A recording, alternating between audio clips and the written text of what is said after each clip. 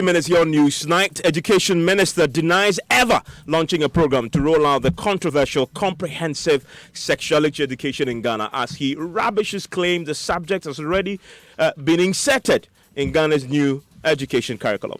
All faith-based organizations to exercise restraint and verify facts of official government policy before making public pronouncements. Well, we'll examine what was launched early in the year.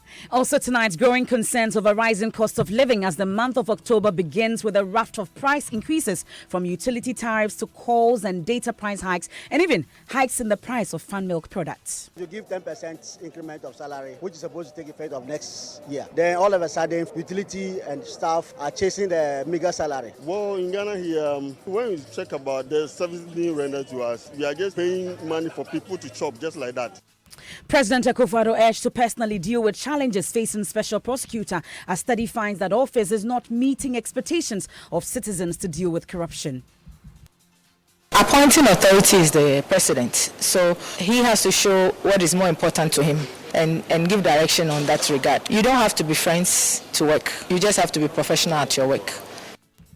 And in business, government promises to introduce more policies to help improve the fortunes of cocoa farmers after increasing their producer price by a little over 8%. And also in this half-hour edition, Accra High Court dismisses application by Bank of Ghana seeking to strike out UniCredit's suit challenging the revocation of its license. Do join us with your thoughts and comments via WhatsApp. It's 0244 340 437. I am MFA Pau. And my name is Evans Mensah.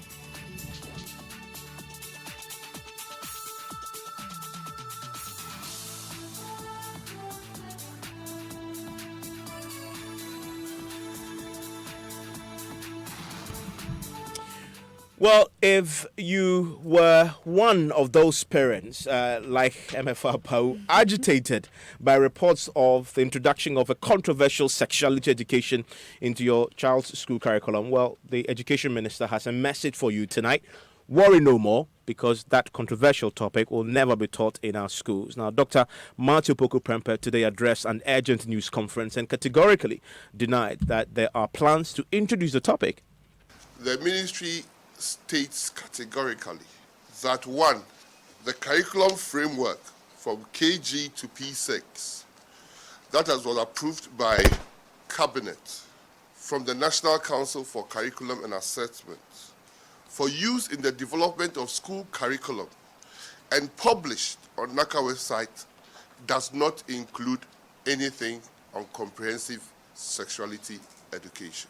The curriculum that has been developed out of the framework for use by Ghana Education Service in all public schools and approved by Cabinet and as published does not include comprehensive sexuality education. As this morning, National Council for Curriculum and Assessment, NACA, has not approved any material on comprehensive sexuality education, as it is not included as we speak on the published curriculum and curriculum framework.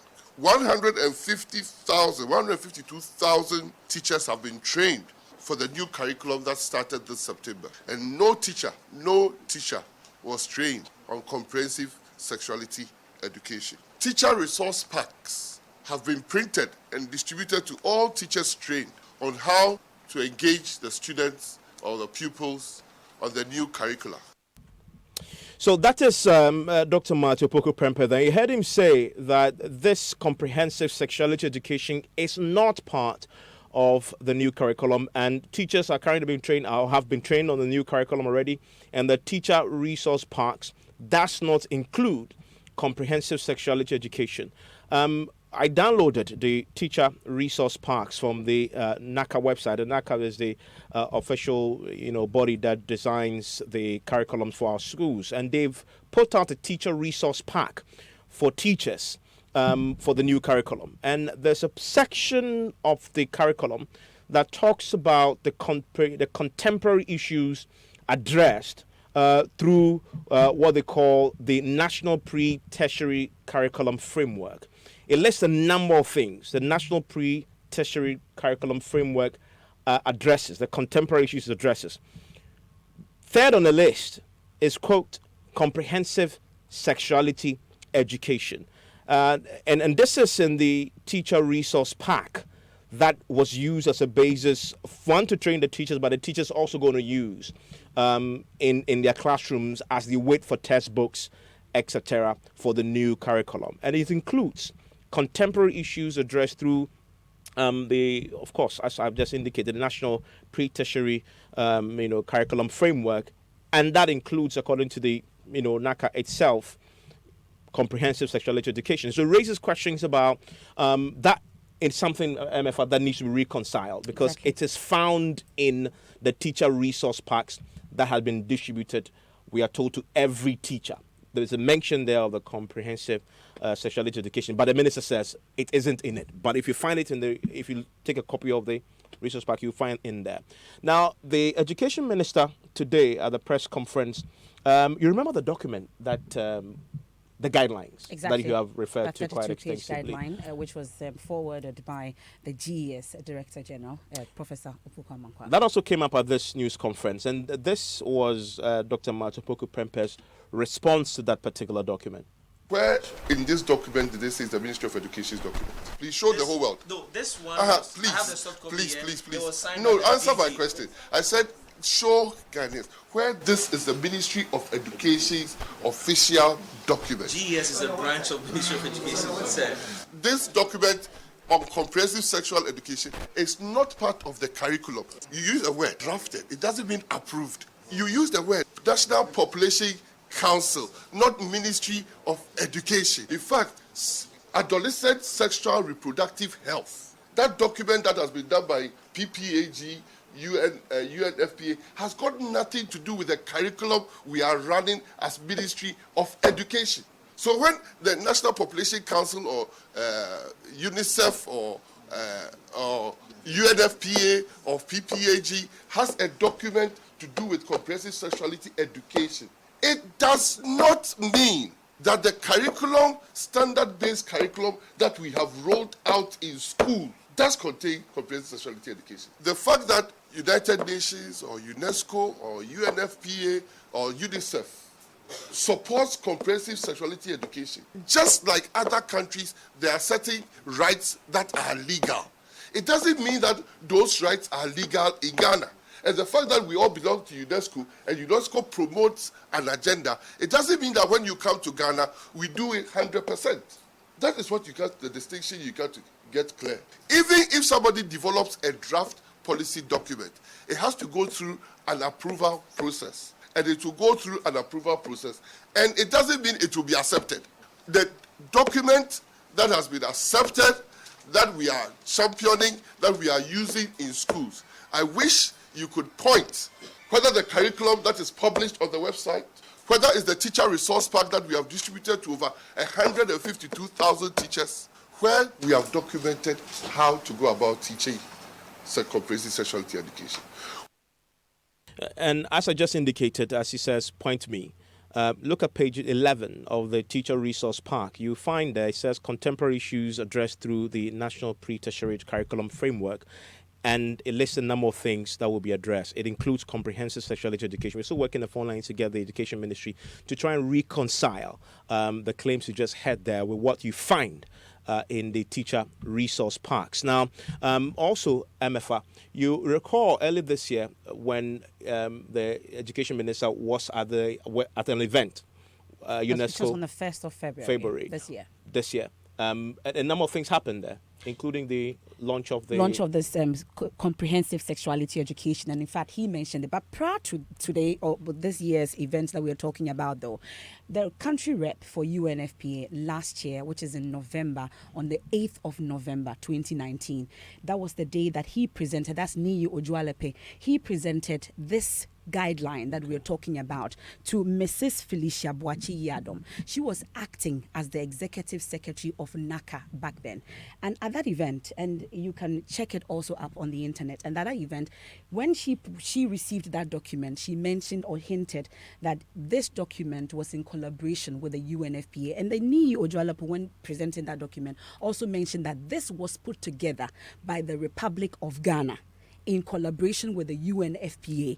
And then Mrs. Felicia Boachi-Adam, after receiving that, went ahead to say that the National Teaching Council and the School Health Education Program, which is SHEP, will roll out orientation on the guidelines for teachers nationwide beginning next month, which was in December last year, 2019.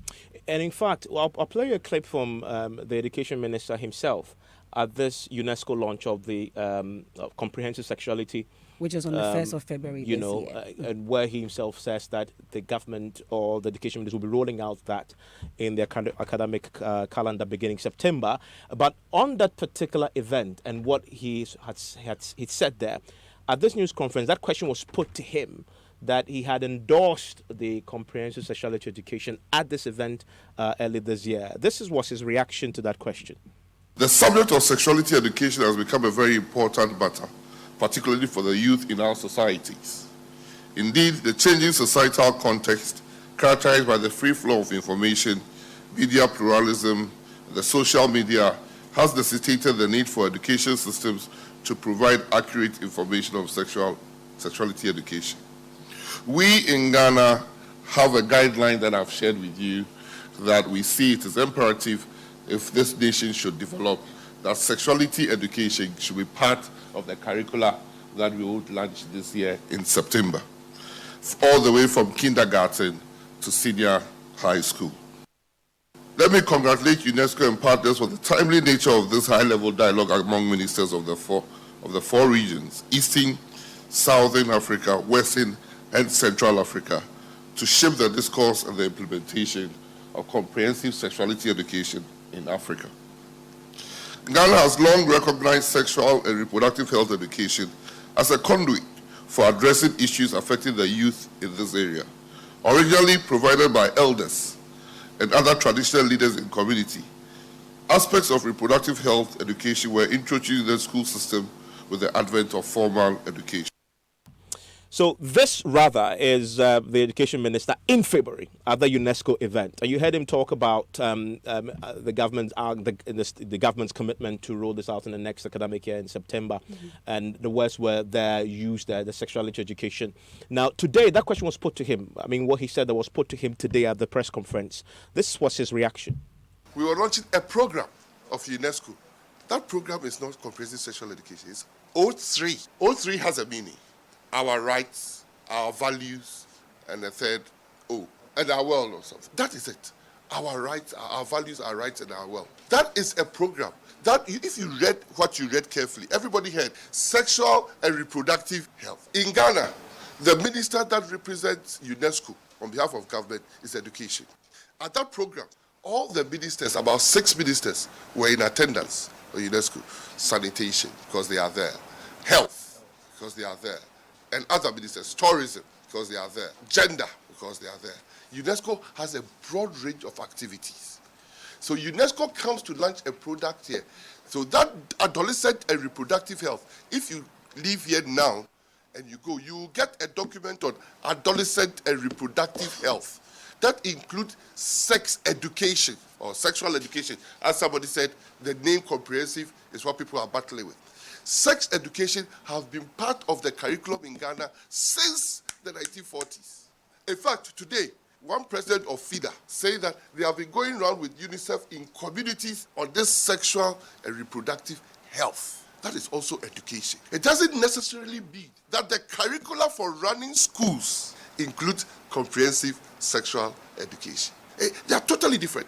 If the Ministry of Health or for that, the Ministry of Information goes around and educating the public on our civic rights, does it mean that civic rights is in my curriculum? It may be, but it doesn't mean so. So people should get the distinction, because this distinction has a difference. The issue that was out was that the curricula that we are going to teach 5-year-olds was on comprehensive sexual education, and that they had shown pictures of female reproductive parts and male reproductive parts, including sometimes how males should even wear condoms, and depicted that and said that is what we are taking to our classrooms. And I'm saying that that is not part of our standards-based curriculum as approved by the government of Ghana, and that is being implemented in our schools.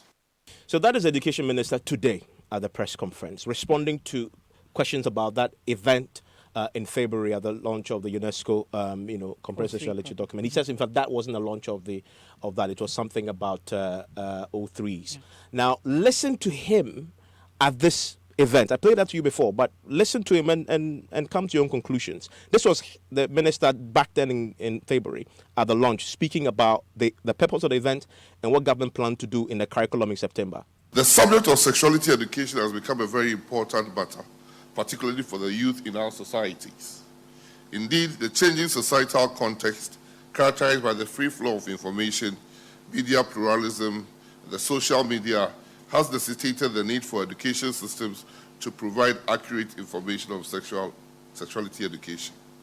We in Ghana have a guideline that I've shared with you that we see it as imperative if this nation should develop, that sexuality education should be part of the curricula that we would launch this year in September, all the way from kindergarten to senior high school.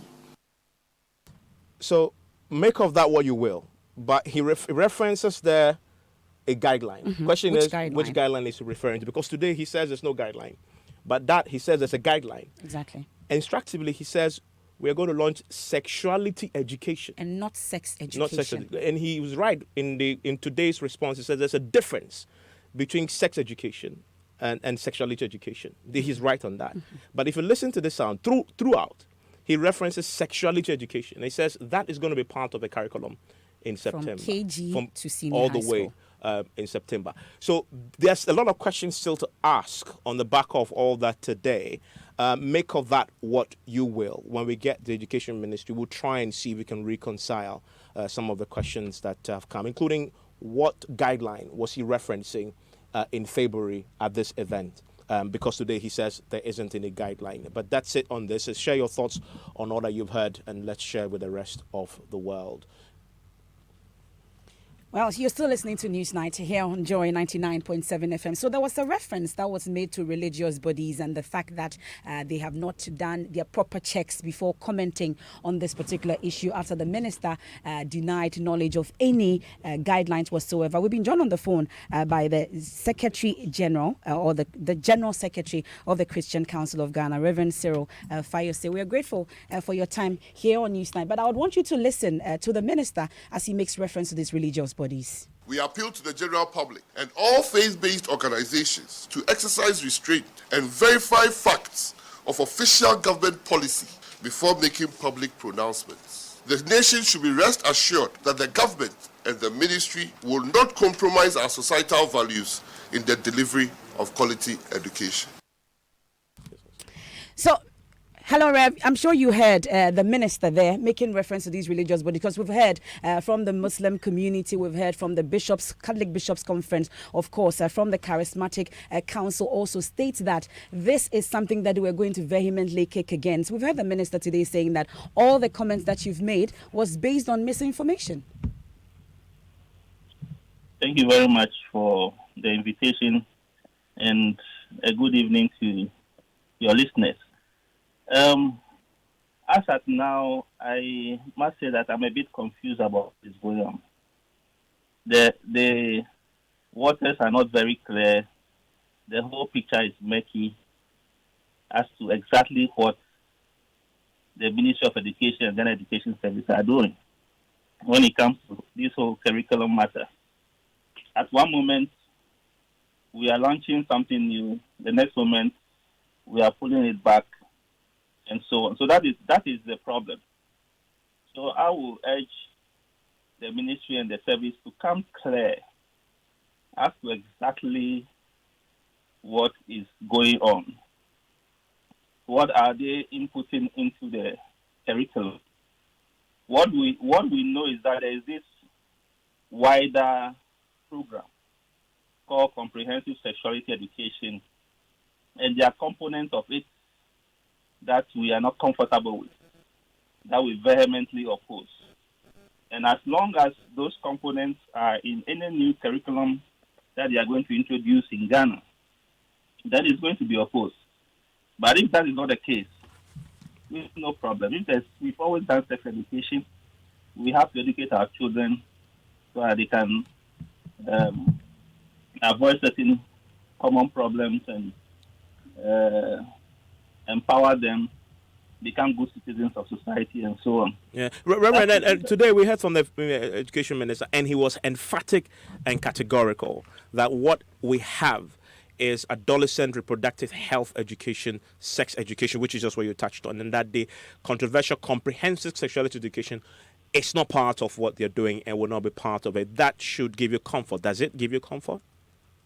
The question is, what is in the curriculum that they are implementing now, and what is it that they are going to? Did I hear something about something is going to be started in September? Well, that's what he said in February. But he said today, this is I guess you can say this is his latest pronouncement on this. He says categorically that it is not in the curriculum that they've implemented this year, this academic year, September. Okay, but what is going to come? Our concern is we want to know what we are asking for is broad stakeholder consultation. You can't implement some of these things without talking to the religious bodies, talking to parents, talking to civil society organizations, and so on. So this is our position, that whatever they want to implement, they should come clean and let the public be aware of it. I'm grateful that you joined us with your thoughts. And you have the General Secretary of the Christian Council of Ghana, Reverend Dr. Cyril Fayose. Time for business now. George Riafe joins us with the latest. Hi, MFA, and coming up in business, we have something from you on government's commitment to actually ensure that they give the best to cocoa farmers in terms of their fortunes after they announced a little over 8% jump in the price of petroleum product. We're bringing you the thoughts of economists on the recent adjustment in utility tariffs and how that could impact you. The business news on Newsnight is brought to you by MTN Business. Welcome to the new world of business. Kingdom Books and Stationery, your number one-stop shop for all your office essentials. And First National Bank, we are the bank that understands you. First National Bank, how can we help you?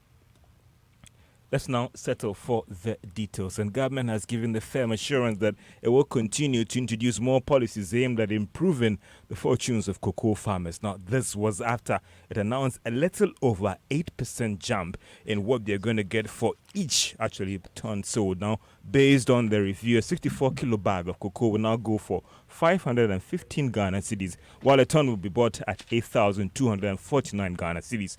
Now, speaking at the program in Sinyani in Bono, the Minister in State in charge of Food and Agriculture, Dr. Nurujara, said they are going to do their best to ensure that the sector is given all the attention that it deserves. We are aware of the numerous agronomic and disease challenges facing the cocoa sector, and that is why government is cooperating fully with Cocoa Board to implement the productivity enhancement programs. Increased production automatically will mean more income for our farmers in particular, and the country as a whole. I will therefore urge all farmers to adopt these productivity enhancement programs, since their successful implementation is key to sustainable cocoa production in Ghana. Dr. Nurajara is the Minister of State in charge of Food and Agriculture. And the Chamber of Bulk Distributors says they expect the last tranche of its legacy debt to be cleared by the end of this month. Now, this covers actually the interest built up on the original debt, which now stands at $53 million. Now, this was after government cleared some $929 million, that is from 2011 to September 2019. Senor Jose is Chief Executive of the Chamber of Bulk Distributors. Total principal portion of the debt has been paid by the former government and the current government. The current government finished the payment last year. We are finalizing negotiations. We finalized really a few more things to touch on some part of the interest. They've even paid a full portion of the interest, some part of it. And we have another part that's left. Not much. I think maybe about just under $50 million. It's not that it's big money, but for oil, when you say things like that, it's not much. And I think that should be resolved in the next month, and then a chunk of the legacy issues are dealt with. But the subsidies that keep coming on this year from premix and residual fuel oil are the ones that will be quite pertinent. Senior Hosi is Chief Executive of the Chamber of Bulk Oil Distributors. Now, economist Professor Peter Kote is warning that the recent increase in utility tariffs could actually help or make things worse for people in terms of their cost of living. He tells Joy Business things could change if certain variables go in our favor. Let's hear his thoughts. This is very likely going to affect the rate of inflation unless something changes drastically, especially on the side of food prices. It will affect people's livelihood, but I wouldn't say very significantly. It's going to be marginal. But also depends on food supply. I mean, if other components of the basket, especially food, doesn't increase, prices of this doesn't increase rapidly, then we are likely to have a dampening effect. So the net effect will depend on how food prices and other prices behave. Economist Professor Peter Cotton. Now, the Securities and Exchange Commission says it has placed a moratorium on the issuance of new licenses for fund management. The announcement was contained in a release actually brought out today and actually said that this will actually last for about 6 months. The regulator, however, maintained that despite this action, it will still continue to review existing products for renewals. And that's all for Business on Newsnight. Thank you very much, George Riafe, with the very latest from the world of business. But you know that the month of October started or began with a raft of price increases. And George just touched on it with Peter Kote mentioning how it could affect cost of living. And it started from utilities to calls and data price hikes and even hikes in the price of your favorite fan milk Really? products. Farmer products have also Exactly. gone up? It's gone up as well. I'll give you the details. But the PRC announced a 5% and 2% increases in electricity and water tariffs effective today, explaining that the Ghana cedi US dollar rate, inflation, price of crude oil and gas, among others, were factors that influence the automatic adjustment formula. We'll hear from them shortly, but here are some of your views. Utility versus salary is terrible. The government has to come to the aid of workers because you give 10% increment of salary, which is supposed to take effect of next year. Then all of a sudden, utility and staff are chasing the meager salary. It's really going to put stress on majority of the Ghanaians. When they increase the water, no. It's not good. They have to reduce it because we are suffering seriously. Sometimes bills need to be increased depending on the service. If the service is good and you are paying high, it's okay. Provided they are going to give us constant supply of light and water, I think it's okay. Ghana living is now becoming difficult. And even when they say they are using for development of the country, I think that is not the way. Because even in Accra, when you come to Kotoku, where I live, children are studying under a palm branches. When it rains, then the children have closed. So I think the tariffs, I don't see the development they are doing. When we check about the service being rendered to us, you see we are just paying money for people to chop just like that. The tariff increase, I think, is too bad because looking at our nation, we have not reached the extent where tariffs needs to be increased all the time like that because we are not getting all that good service from the service providers. Now, the PRC has been making a case for the upward adjustment following concerns raised by the public and the minority in Parliament. Ishmael Ejekumhene is the PRC commissioner. As you speak right now, the exchange rate is close to 5.4, in some cases 5.5. The revenue shortfall that the utilities have experienced over the quarter is close to about 80 million today. If we don't do anything about it, this is going to continue to pile up, and then you are not talking about marginal increase, but you'll be looking at major increases even before the end of the major review. So everything that PRC is doing is very transparent, and I am surprised that Nabo Jinapor is bringing PRC into his politics. How is he saying that tariffs should remain where they are? If you do what he's saying we should be doing, that's how come we were in doomsday for all those years. The energy sector has to recover. Unless somebody is bringing money to recover any shortfall, the sector will have to be able to pay for itself. We are suffering with debts in excess of, nobody even knows the exact amount, close to $3 billion. Do we want to be adding to that? At the end of it all, it's the same Ghanaians, the bonds that they are taking, you and I are going to pay for that. Why can't we delink politics from what is going on and speak the truth so that we don't create confusion for everybody to solve in the future? You heard that the PRC Commissioner Ishmael Ejikumhene. Now, Evans, as if that is not enough. Today also, the communication service tax announced by the finance minister took effect as well. You recall that during the budget reading, he explained that the objective of the increase is to develop the foundation for the creation of a viable technology ecosystem in the country. A statement by the Ghana Chamber of Telecoms indicated that the 9% tax will be borne fully by consumers. But some Ghanaians who spoke to Joy News have described the tax as insensitive. I think most of the telecommunications are here to make profits. You know, they don't really think about what the Ghanaians are really, how much they are paying. The telecom tax too, because at the end of the day, they are also providing a very poor service. All the networks across board. So if the tariffs will increase, then it means that they must also treat the customers very well. You understand that? So that we get a very good service. If we are having a very good service, then there will be no hesitation in paying those taxes. It's not a good thing, but then it's something that you should expect. For me, I expect it. So even though it is not good, I'm ready for it. Some thoughts from the streets of Accra. So now, Evans, when you buy 1 Ghana cedi credit, what you get is 93 pesos.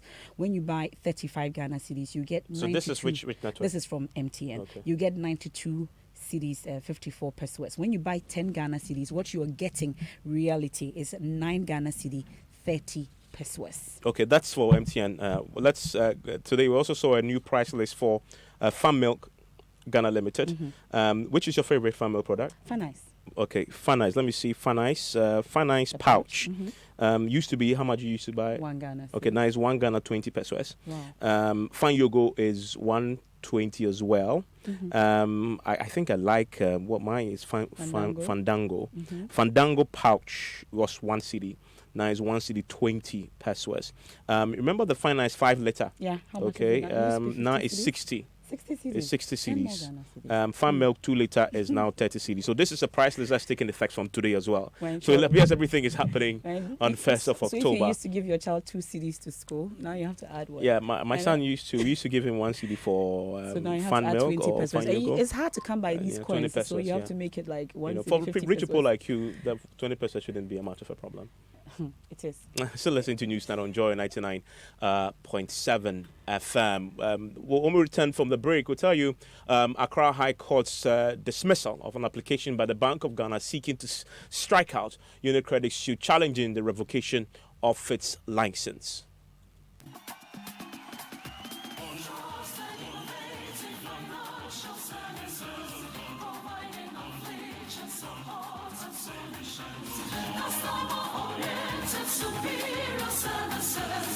Success of our show. Trusted, innovative financial services, providing inflation support and solutions. Customer-oriented, superior services. The success of our show. 10 good years of loyalty, service with integrity, protective of our Ghanaian brand. 10 years. 10 years of loyalty. Your success of our show. Oh yeah. Your success of our show. Your success, our passion. Ma, please give me your phone. Let me make a quick call. So you're still on that network that gives you fair data and talk time, when Vodafone has double the Red 1, Red 2, and Red 5 offers. For 5 CDs, Chikra. You get 250 minutes to call all networks, 250 megabytes data, and more. I'm moving to Vodafone today. Switch to Vodafone to enjoy double Intusor on red bundles of 1, 2, and 5 CDs. Enjoy double talk minutes to call all networks and double data to browse. Vodafone always gives you more. Dial *200# to subscribe now. Terms and conditions apply. The future is exciting. Ready? Thank you, folks. On my A list today, show some love for Contractor EB. So, Contractor, what do you think about the country's changing skyline? Oh, send them down there, Yuma. Across skyline, they change you, papa. Wow. Contractor, don't you get worried when you hear of buildings collapsing? I'm out for an aswan on Tassam. It is the likability of using low quality product. Please explain why. Yeah, cement is no quality on the gasem. Village of Fefio Yosiwe. It was built with gasem. Says the gasem, they all construct construction. Osi ho pumping. Sha N1, KJT Market, Kotokano Kumasi Airport, Cape Coast Stadium, Atrabo Gas Project in Gasebo, Messi, what a quality. You know what is quality? Gasem, 3 cement grades, greater value. Gasem, the nation builder. So everyone says I'm a Kosia filler, but it's not like I'm nosy or go out to find out the latest filler. It's just that I get 50 megabytes of data free after paying for only the first minute of every call. And so I just keep discovering stuff minute after minute. That's how come I was minding my business, scrolling through my timeline, and I found out Coco has a new baby. Oh, and last week I learned Ken won the lottery. You see, Ken is my brother's friend. So hello, look who's about to roll with the rich and famous. Enjoy even more value with MTN Free After One. You only pay for the first minute of your call on MTN Free After One, and the rest is free. Plus, you enjoy free 50 megabytes worth of data to browse your favorite sites. Compare where, compare there. So dial *315# to sign up. We day for you everywhere you go. Terms and conditions apply.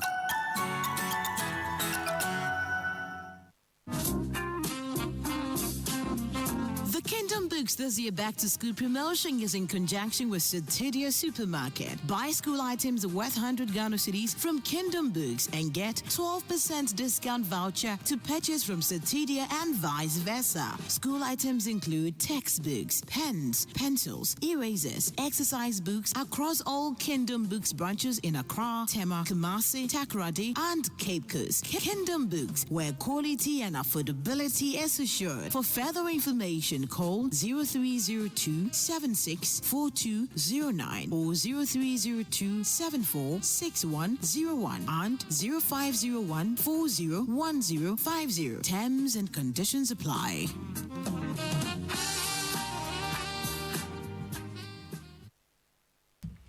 And you're still live on News Night. It's on Joy 99.7 FM. Well, an Accra High Court has dismissed an application by lawyers of the Bank of Ghana asking the court to strike out UniCredit's suit challenging the revocation of its license. Well, UniCredit Savings and Loans Company dragged the Bank of Ghana to court over the revocation of its license, arguing the decision by the Bank of Ghana to force it to cease operation was in breach of natural justice. Now, even before the court could determine the case, Bank of Ghana, through its lawyers, filed an application to quash UniCredit's suit, insisting the UniCredit failed to exhaust the arbitration processes before proceeding to court, and also UniCredit wrongfully invoked the jurisdiction of the court. By the judge, Judge Kumsing, ruled that the jurisdiction of the court has been properly invoked. In fact, has also slapped the Bank of Ghana with damages. We'll tell you more about this. My colleague, Kwesi Parker-Wilson, is in the studio with more. BOG raised two issues. One, arguing that UniCredit failed to exhaust the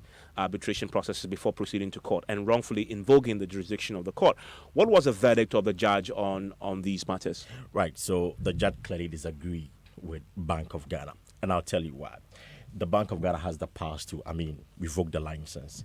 Now, according to Act 930, it talks about the Bank of Ghana, if you want to revoke a license, give notice in writing to the bank or specialized deposit-taking institution, specify the proposed action and the grounds on which the action is proposed to be taken, give the bank or specialized deposit-taking institution an opportunity to make a written representation within 30 days of the service of the notice. Mm-hmm. But this didn't happen. According to the court? According to the court. So the Bank of and Ghana UniCredit violated its own rules and regulations when it came to the way it dealt with UniCredit. And that is the point UniCredit is making. Okay. That Bank of Ghana breached what it calls natural justice. Okay.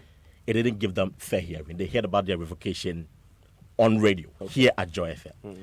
And so the court said that it is not in doubt that the High Court has the jurisdiction to hear the matters where the complaint is that of a breach of natural justice against an administrative body, exercise of jurisdiction, errors on the face of records, etc. And the judge went on further to say, and I quote, I must observe further that where there is procedural impropriety, so the judge is saying that there was procedural impropriety with regards to failure of the decision maker to follow procedure required by legislation of law or compliance with the common law requirements of procedural fairness, the High Court can be called upon by an aggrieved party for judicial review. So clearly, the case that UniCredit has brought to the court is Was valid right, okay. and invoke the jurisdiction of the court. So in the ruling, the judge, Judge Kumsin, clearly stated that in his considered opinion, the originating notice of motion filed by the respondent herein, that is UniCredit, has properly invoked the supervisory jurisdiction of the court and accordingly are told that the court has jurisdiction to determine the judicial review application. The instant application and also, is hereby and also dismissed. the court seemed to suggest that the Bank of Ghana wasted the court's time. Clearly, and so that is what they are saying. The judge is saying that hearing shall have its cost assessed at 3,000 Ghana cedis against the applicant, and here the applicant is the Bank of Ghana. So the Bank of Ghana would have to pay 3,000 Ghana cedis to the court. To who? To the court? To the court. Okay, because the court deems that they wasted their time. Exactly. And Evans, I must add that the substantive case is yet to be heard. Okay. And we are told that on October 17, that is when they are going to determine the case. Now, the Bank of Ghana will have to go to the court again to argue why the court shouldn't actually listen to the concerns raised by UniCredit. UniCredit, okay. Thank you very much, Parker, for that. Well, let's move on to some other stories now, Evans, because President Akufo-Addo is being urged by researchers at the Institute of Statistical, Social and Economic Research, ISE, to deal with the challenges facing the Office of the Special Prosecutor. A study carried out by ISE finds that the office is not meeting the expectations of citizens of fighting corruption. And Mr. Amidu, in a recent interview, alleged that the Attorney General had attempted to pass legislation that would make him ineffective. Listen. The president has exhibited an intention. The president is a busy man. The president works through officers appointed by him. You don't expect the president every day to get up and say what is happening. If those officers are not helping the Office of the Special Prosecutor to do his job, definitely the Special Prosecutor can do his job. But when I begin saying that public officers are obstructing my job and people are challenging me, that's why I'm being frank with you. That if you can't do your job, leave your job. I will leave the job because I am not serving those who are telling me to leave the job. Now, ISE, in its 2018 Social Development Report, assesses the work done by the office since it was established. That's the Office of the Special Prosecutor. My colleague Joseph Akable joins us in studio with more on this. So, Joseph, what specifically does the report say about the Office of the Special Prosecutor?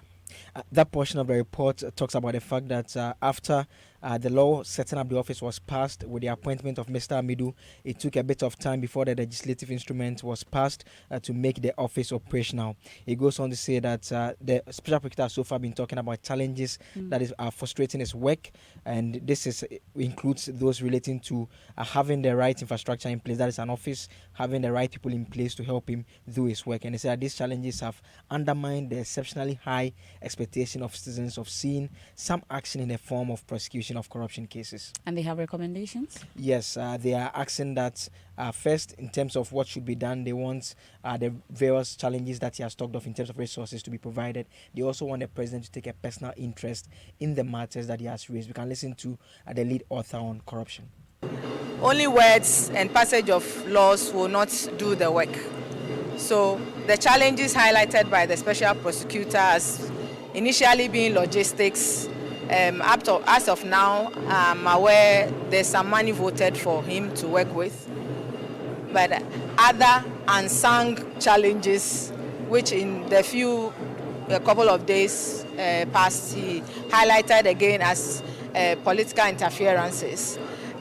These are some of the things that we will likely want to call on government to. I think a government should take a look at the other challenges that are non-monetary, but still have the weight to still cause an impediment in his work.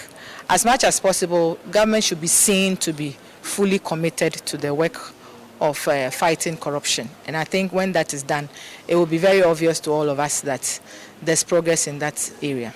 So far, in terms of the pledge that was made prior to the setting up of the office and what has been done so far, would you say that the office has met the aspirations that many of us envisaged? In terms of what Ghanaians envisage, certainly I think it is more of us wanting to see prosecution for all the many allegations that were bandied about. So that's Cynthia Adokwetego. She's a senior research fellow at ISE. Well, some of your messages as we cross over to our sports team that will be going through the commentary with you tonight. That's Tottenham versus Bayern Munich in the Champions League. A few of your messages on our WhatsApp console. This is MFA writing to us, your namesake. He says, I'm more confused listening to the Education Minister. Blay also says, politicians, please, I'm begging them, don't toy with the future of our children. This is from Borga. Has no name. He says, kudos to all those who mount the pressure on the Education Minister. It has been the reason why they are backtracking. Emmanuel from Bubwa, she says, I wonder sometimes why when our leaders get things wrong, they cannot in humility retract and apologize so we can move on as a country. And this one also says, clearly the Education Minister is taking all of us for granted. CSE is clearly in there in the pack submitted to teachers. He should check page 11, like you said, Evans. And this one from Samuel Mensah in Kumasi says, the trust for our leaders is dwindling gradually because most of them are untruthful persons. I was shocked to listen to Education Minister's denial and his earlier voice in April endorsing God. This might be in February. Yeah, it's in February. And the one final one we'll take, then we would wrap up. Eric from Spintex Road says it's sad that the Minister of Education is struggling to defend what should not be defended. The best the minister should have done was to admit their error and apologize, and the matter would have been closed. His stance to defend it exposes him, his ministry, GES, and his government the more. Let's go to where? Which stadium is this being played from? Who is home? This is Tottenham home. Okay. Spurs playing at home, Bayern Munich playing away from home. Very interesting tie, tricky is how I describe it, because I mean, in recent years, Bayern's form is one that you can't really predict. You don't know when they are going to show up for Spurs. Finalist last season, not doing too well domestically this season in the Premier League. And so, it makes this one very, very tricky, difficult to call, really. Spurs is now my adopted team. Yes, I just love Poch. Right. So you dropped Manchester United? I haven't dropped Manchester United. You've taken on another team? No, I haven't taken. It's just okay. I just have I have a fling with them. You're not faithful. I'm a faithful United fan. Okay. I do everything with United. Right. I just think that the leadership has been poor. You've just found yourself a side chick. Exactly. Okay. I mean, so you're not faithful. I'm faithful in terms of what? Evans, please, let's go. Apau, save me. Right, thank you very much, guys. Right, and good evening, welcome. This is Champions League.